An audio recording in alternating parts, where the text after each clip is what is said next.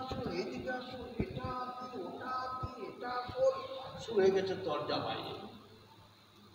চুপচাপ পোকার মতন বসে বসে বাইরেকার গতিবিধিগুলো ফলো করবে, তার ছবি তুলে নেবে, তাহলে সব পরিষ্কার হয়ে যাবে। যাই হোক, আসল তথ্য হচ্ছে পরবর্তী।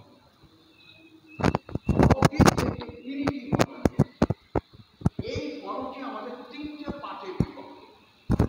আমাদের শাস্ত্রে প্রথম পাঠের নাম হচ্ছে সূর্য, দ্বিতীয় পাঠের নাম হচ্ছে চন্দ্র, আর তৃতীয় পাঠের নাম হচ্ছে জ্ঞান। তাহলে সূর্য, চন্দ্র, জ্ঞান, এই হচ্ছে কৌশিলা তিনটে পাঠের রূপান্তর। এই শিলাকে কেন্দ্র করে এই মন্দির প্রতিষ্ঠা করে গেছে নাটোরের রানী ভবানী। নাটোর পূর্ববঙ্গে আপনারা সবাই জানেন, নকশাপত্রে মাকে দেখুন ত্রিনয়নী জিহ্বা। বাকি যে নকশা দেখছেন, এই নকশা কিন্তু ফুল পাতা লতা নয়, এ হচ্ছে বৌদ্ধ তন্ত্রের শ্রীযন্ত্র। এর কারণ প্রাচীন যুগে এখানে একসময় বৌদ্ধ তন্ত্রের ভীষণ প্রভাব ছিল তিব্বতী তান্ত্রিকদের। তাই রানী ভবানী ইতিহাসটা জানতেন বলে উনি এই নকশা দিয়ে প্রমাণ করে দিয়ে গেলেন এটা বৌদ্ধ কালচার।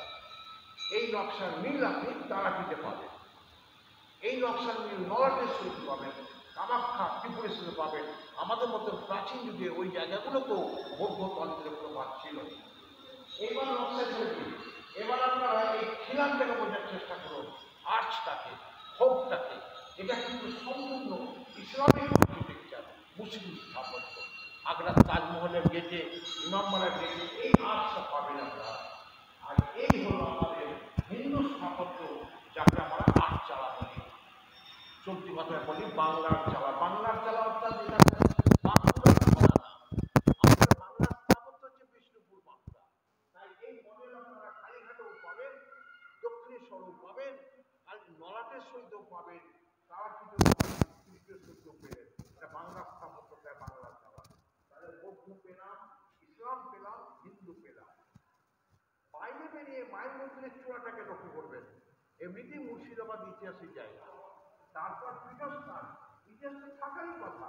স্বাভাবিক কারণে আপনাকে বাইরে বেরিয়ে গম্বুজকে লক্ষ্য করে দেখতে হবে, চালের দিকে তাকিয়ে তাকিয়ে দেখতে হবে। এবার ইতিহাসের দিকে না দেখে আপনি যদি কাউকে ডাকাডাকিতে কাল নেন, তাহলে তো আপনি মিস করলেন। কারণ ডাকছে সে, তার ইন্টারেস্টে। আপনার ইন্টারেস্ট ইতিহাস খোঁজা, আগে ইতিহাস খুঁজবেন, বুঝবেন, তারপর আসবেন। স্বাভাবিক কারণে চালের যে গঠন শৈলী সেটা দেখবেন, আর্কিটেকচার আছে এরকম। স্টেট হয়ে গেলে কিন্তু হিন্দু হয়ে গেল, এই ভেতরটা সম্পূর্ণ হিন্দু স্থাপত্য, এখানে কোনো দ্বিমত নাই, যা দিয়েছেন সম্পূর্ণ হিন্দু স্থাপত্য দিয়েছেন। অথচ এই চালটাকে যখন আপনারা বাইরে গিয়ে দেখবেন, তখন দেখবেন চালের গঠন শৈলী নেই। এখানে আবার চার চালা হয়ে গেল হিন্দু, পেটটা হয়ে গেল ইসলাম, আর অগ্রভাগ হয়ে গেল প্যাগোডা। নেপালের, তিব্বতের মন্দিরগুলো দেখবেন, এটাকে প্যাগোডা বলা হয়। এই অদ্ভুত একটা ইতিহাস নাটোরের রানী ভবানী আজ থেকে 300 বছর আগে দিয়ে গেছিলেন। রানী ভবানী এই মূর্তি রক্ষা করে গেছে। এই হচ্ছে কিরিটেশ্বরী মায়ের মূল মূর্তির ছবি। মূর্তিটি নাটোরের রানী ভবানী রক্ষা করে গেছেন। নিরাপত্তার কারণে এই মূর্তি কিন্তু বাইরে থাকে, মন্দির চত্বরে থাকে না।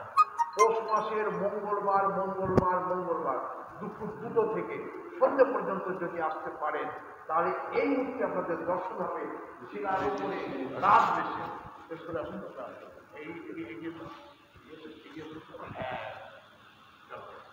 এই মূর্তি কেবলমাত্র 4 দিন মন্দিরে নিয়ে আসা হয়, সেটা হচ্ছে পৌষ মাসের 4 মঙ্গলবার দুপুর 2টো থেকে শীতের সন্ধ্যে 5টা 5:30। এই মূর্তির গুরুত্ব কি? কেন রানী ভবানী এই মূর্তিকে নিরাপত্তার ব্যবস্থা করে গেলেন? কেন?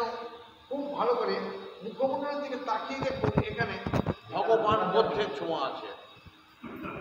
খুব ভালো করে মুখের স্টাইল ফলো করুন, এখানেও কিন্তু বুদ্ধের ছাপ। অর্থাৎ একসময় এখানে বৌদ্ধ তন্ত্রের প্রভাব ছিল। এই গল্প আপনার আমার নয়, এই মুখমণ্ডলী আর এই নকশার প্রমাণ হয়েছে। যুগ পাল্টে গেছে, ছেলেপেলেরা হয়তো অনেকে পড়াশোনা করেনি, ইতিহাস ঘাঁটেনি, তাই লতা পাতা দেখে মনে কি লতা পাতা, কিন্তু লতা পাতার যে কি গুরুত্ব সেটা শুধু এখানে নাই, তারা কিন্তু পাবেন, আমাদের সঙ্গে পাবেন, সে পাবে। যে বোঝার সে ঠিক বুঝবে, যে বোঝে না সে তো লতা পাতা বলবে। যাই হোক, মা বলছি এটাও মা, পার্শ্বের মধ্যে একটা মূর্তি দেখতে পাবেন, ওটাও মা। কিন্তু ওই মূর্তির বয়স হচ্ছে 10 থেকে 12 বছর বাড়ল। স্বাভাবিক কারণে ঐতিহাসিক গুরুত্ব নয়, তাই তালার উপর ভরসা করে আছে। এটার ঐতিহাসিক গুরুত্ব আছে যেহেতু এটা গান্ধার, এই যে বর্জ্যের বুকের মধ্যে বর্জ্যের ছাপ, গান্ধার শিল্প, স্বাভাবিক কারণে গ্রিক বৌদ্ধ মিলিয়ে গান্ধার ঐতিহাসিক গুরুত্ব আছে। নারী ভবনে দক্ষ মহিলা উনি ভেবে চিন্তে সব ব্যবস্থা করে গেছেন, আমরা ওনারই ব্যবস্থাটা গ্রহণ করার পরে মেনে চলেছি।